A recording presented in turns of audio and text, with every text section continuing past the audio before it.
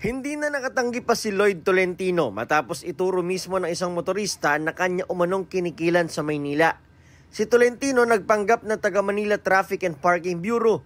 Naging empleyado naman talaga siya ng MTPB, pero hanggang noong July 2021 lang. Ayon sa Manila Police District, nangyari ang insidente sa Bucaneg Street, malapit sa Cultural Center of the Philippines.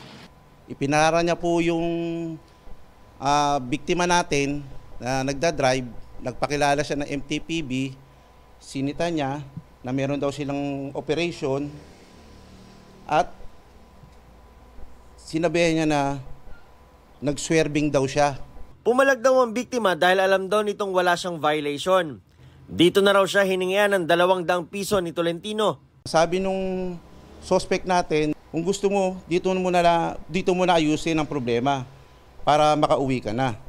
At nagdemand siya ng 200 piso para sa hindi siya matikitan. Nagbayad daw ang biktima pero nakakita siya ng pulis sa di kalayuan kaya binalikan si Tolentino at doon na siya inaresto.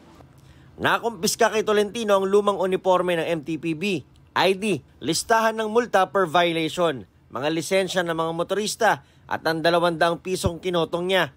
Aminado si Tolentino sa nagawa. Hirap lang din po sa buhay, pantos-tos lang po, pampamilya. Hindi raw niya sinurrender ang mga lumang uniforme at ID niya bilang empleyado noon ng MTPB. Ayon sa MPD, mukhang diskarte ni Tolentino na magtago sa mga di pansining lugar.